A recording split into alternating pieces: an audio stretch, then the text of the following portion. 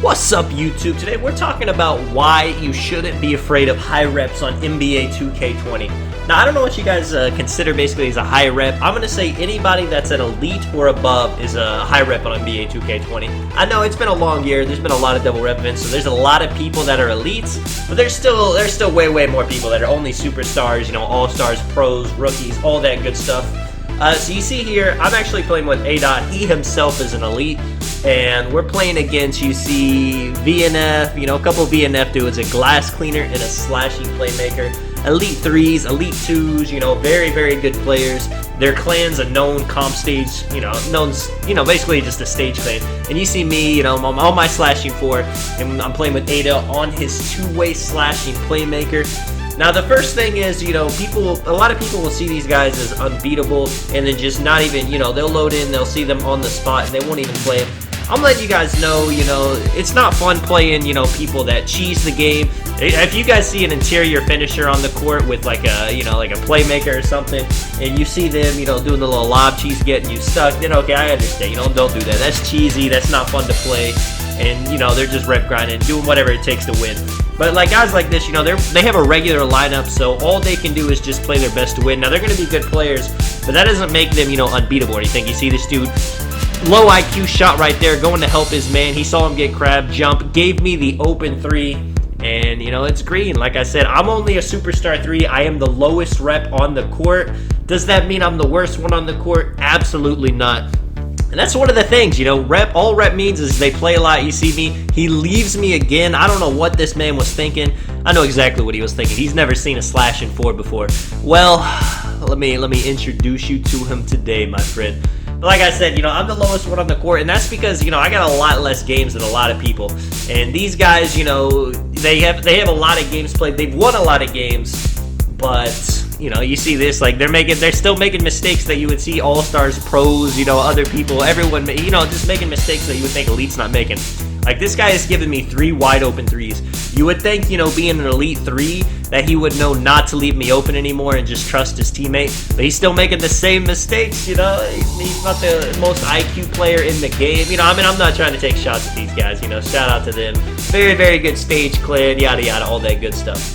But the point of the video is just to show you that these guys aren't undefeatable, and, you know, in this game, quite the opposite. Will they even be able to score against the great Tonic and A-Dub? You see, he's got his playmaking takeover. At this point, there's no way he's going to leave me open. They decide, you know, let the two-way slashing playmaker shoot.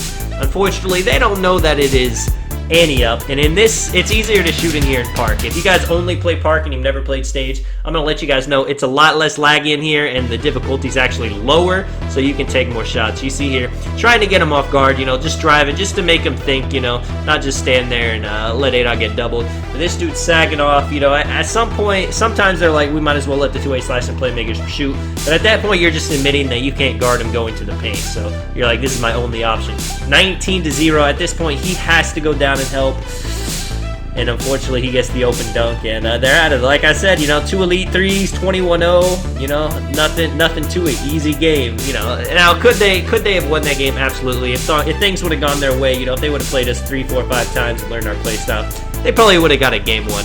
But, you know, they're not undefeatable. And you see here, Guwap and Green-tastic, you know, Elite 1, Elite 3. Now, this is what I was talking about. They have an interior finisher and a slashing playmaker, and it is dime time.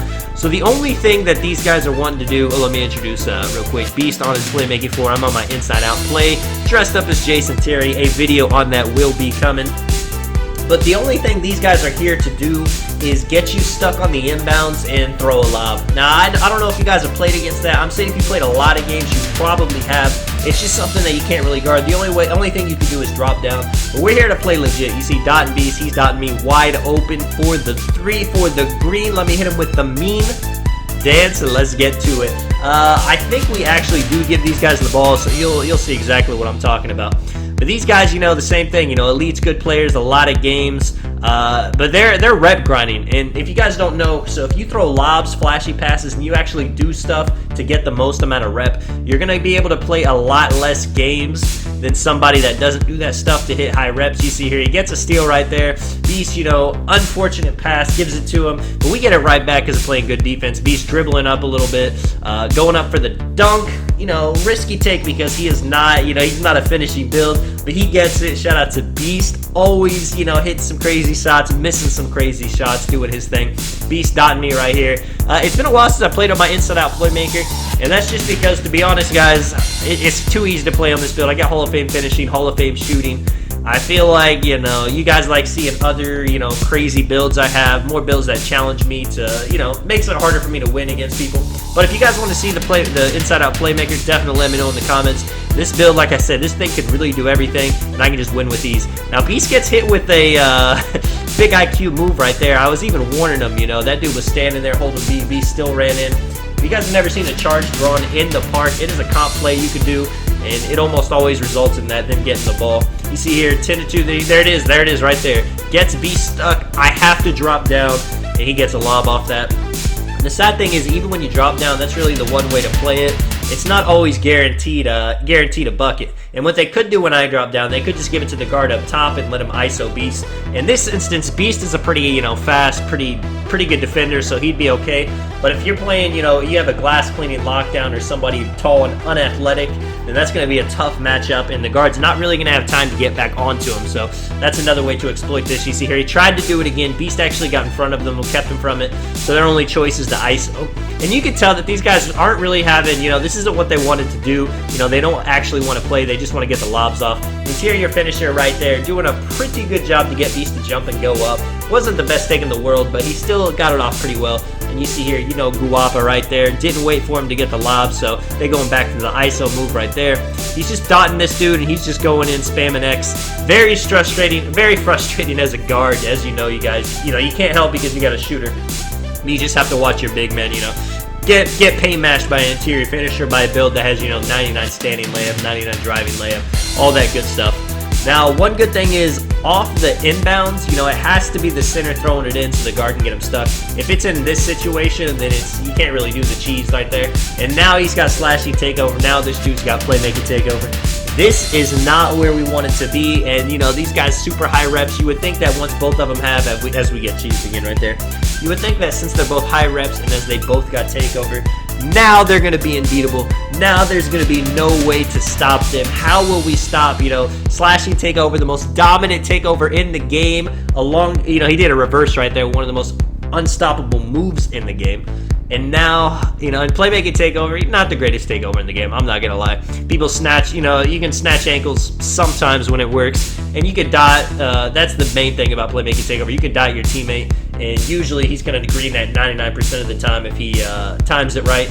But we get a lucky poke right there, you know, when these slashing takeovers are going in, if you got bounce D, if you got to spam that X, you can't just let him get contact dunks, let him get reverse dunks. Got to do something to make it stop. But at 13-16, we can't really give them the ball back, or they'll definitely be able to score, especially with their takeover still lit up. Beast, you know, dribbling like crazy. I was telling him to give me the ball because I didn't want anything like that to happen. Luckily, I get that right there, the super long, you know, fighting for the ball animation. Beast dots me, big green, 16-15. Good thing is, we're not really worried about their takeovers on defense. Of course, it gives them a +5 to their stats and their defensive. But if they had rim, if they had lock takeover, it would be a lot more dangerous of a situation. At least on offense for us, Beast beats this guy to the hoop. Could have got blocked right there. Beast has scared me to death with these takes. I really just want the ball. But once Beast, you know, once he's in his score mode, there's nothing I can do to get the ball from him. You see dots me right there. I told him I knew he was going to be playing high, so I called the lob. A lot of people will not do that. They'll just go up to them every single time. You know, I was throwing them off. Beast going for a little backdoor cut right there. Trying to catch him lagging. I'm telling him, no. We don't want this dude. This dude's got a long wingspan, and we don't want to give up the ball. He almost, you know, got Beast to run into the thing again. I shoot a white. The Hall of Fame shooter badges, man. Let me know if you guys enjoyed this video. Do not fear those high reps. This is Tonic. I'll catch you guys in the next one. I'm out. Peace.